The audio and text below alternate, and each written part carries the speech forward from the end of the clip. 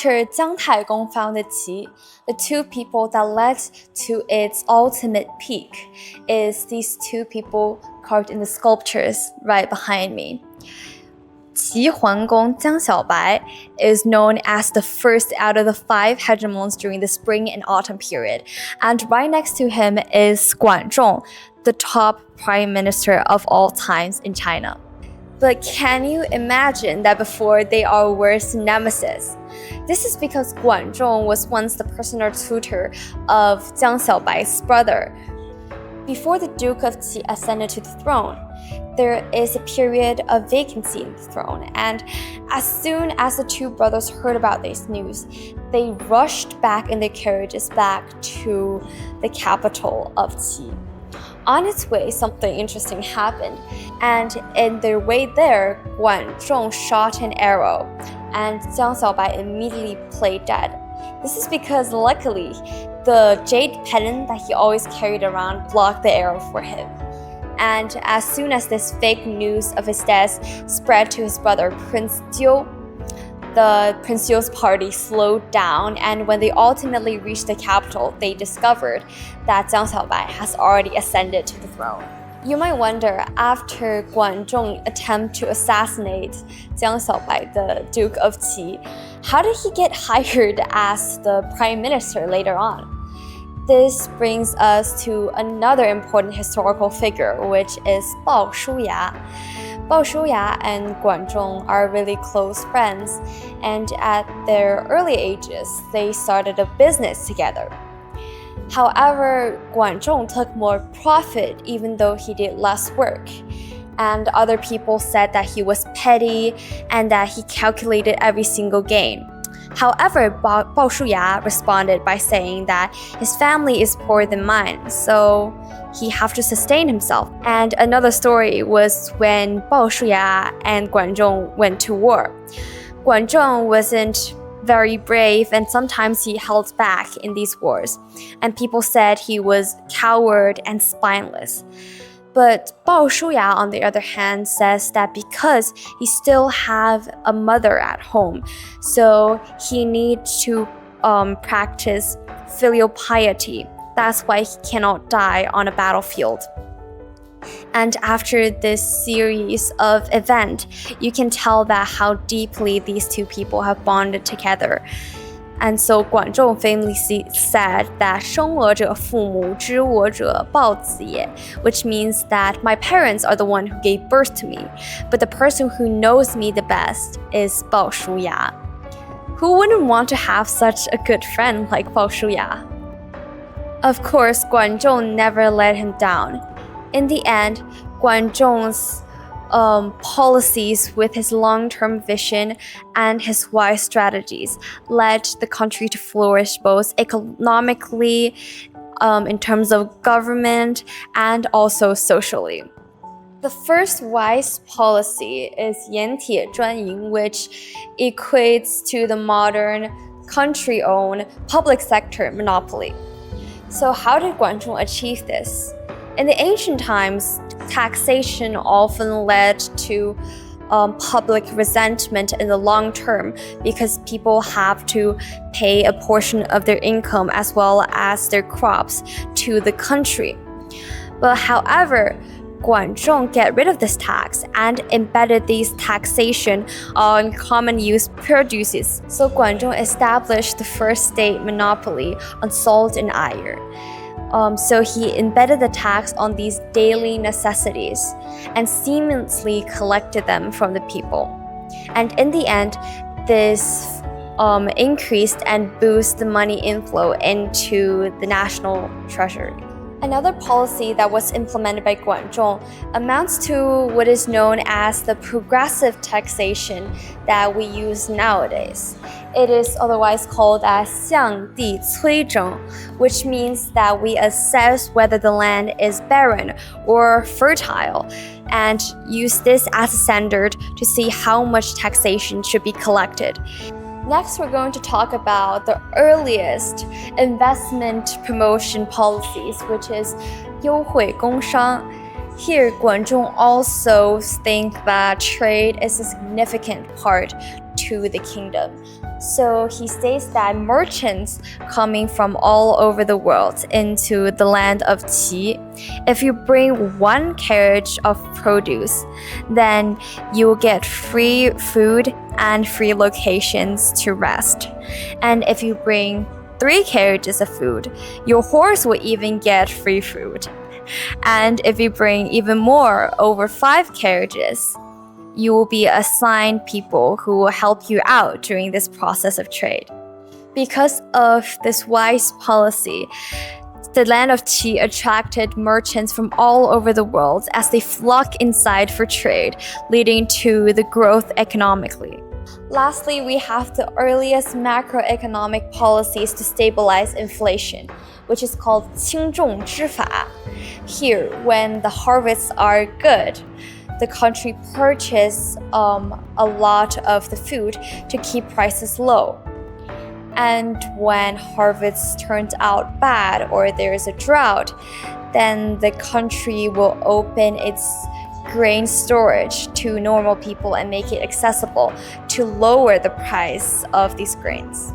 In the end, he also brought up another policy in Chinese. It's called 尊王攘夷. This means upholding the power of the king within the country and connecting and cooperating with other dukes to protect the land from invasions of barbarians. As a result, people regarded him wise, and for me, he also seemed like a time traveler with his modernized strategy of managing the country socially and economically. And that is why he is regarded as one of the best prime ministers in Chinese history.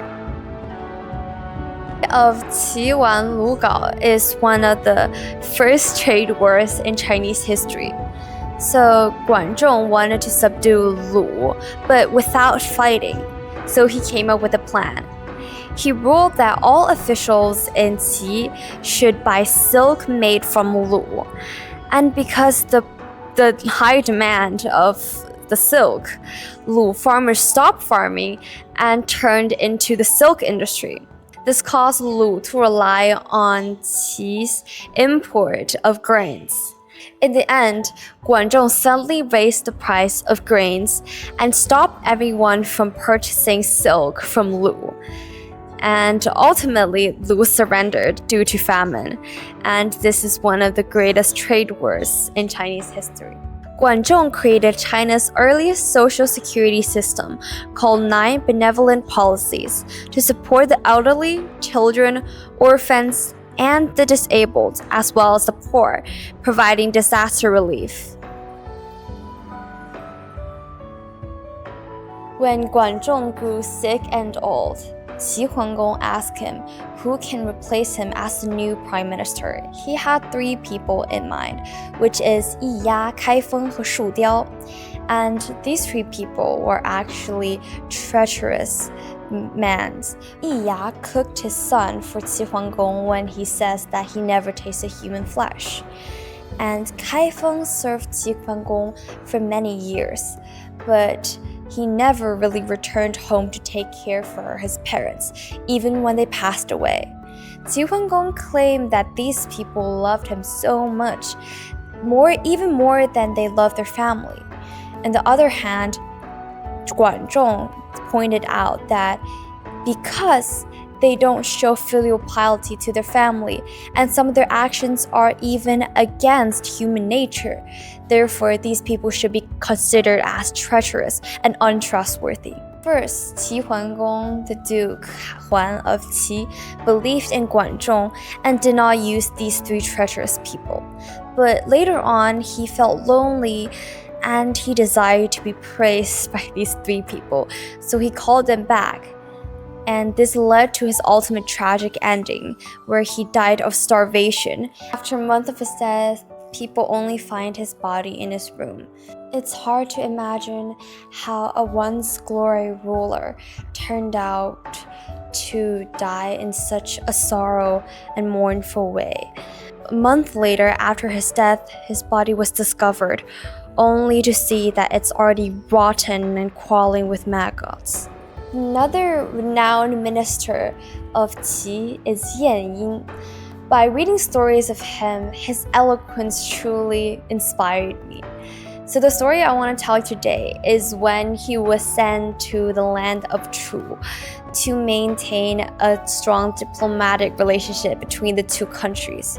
However, the king in Chu mocked him and says that, doesn't your country have more people? Because why would they choose someone like you to send to our country? And he responded cleverly by saying that, of course, our country have a lot of people. When we walk on streets, people's shoulders and tip of their shoes brush against each other. And when they wipe their sweat, it is almost like raining. And he says, however, we have a strict diplomatic rule. That is, the people with great skill and eloquence are sent to places with talented rulers. However, people like me are just sent here. From here, you might be surprised by his wisdom. The king of Shu wanted to insult Yan Ying, but ended up shaming himself. So from this story, you can tell that Yan Ying is truly the masters of words. Yan Ying's kind deed is also exemplified by his frugality, where he refuses several gifts from the king, and he also lived a frugal life by not wearing expensive silk clothes. Here you can see that his virtues also passed down across Chinese history and inspired a lot of people at the time. Here we have the famous saying, 和而不同, which means that despite differences, people come along together with understanding. And it's famously said that people who have virtue comes along together well despite sharing different views. The people who are treacherous and don't have virtues is the same but doesn't come along. This still have a lot of insights and a lot of influence and educational purposes for the nowadays society. Because as we live worldwide, we experience different voices and we're exposed to various ideologies. So on this stage, we have to learn to embrace and understand new ideas while staying in harmony with other people. It's just like the instrumentals, which have different tunes and different pitches, but together they form a lovely melody. Here we're at Du Jing of Qi's burial site. This is a replica of the original burial site. If you're interested about this, you may, by any chance, come to the original burial site museum. Holding over 600 sacrificial war horses. 4 horses pull 1 chariot in ancient times. 600 horses is equivalent to 150 chariots, which was the full military strength of a small state. Burning so many war horses clearly demonstrates its formidable national and military power. Here we have the famous military strategist Sun Wu, who wrote Sun Zi Bing Fa, The Art of War. This lasting masterpiece, despite speaking about strategic moves in war, it advocates for peace. And in the end, because of his great deeds, he was awarded a sword. But he converted it, melted it into a plow, and returned to ordinary farming life. Another famous figure is Kongzi. He came to the land of Qi because of the turmoil in his hometown. And another reason is that he needed inspiration for his Confucianism. And also, he is a big fan of Yan Ying. He famously said that he would be honored even to serve as a servant, assistant, or even drive his carriage. So, funnily enough, this might be comparable to following your favorite celebrity in our modern context. Kongzi thought the most beautiful music isn't in Lu, nor is it in the court of Zhou. When he came into the land of Qi after hearing this music, he claimed that it is one of the most beautiful music he ever heard. And this music was the Shao music.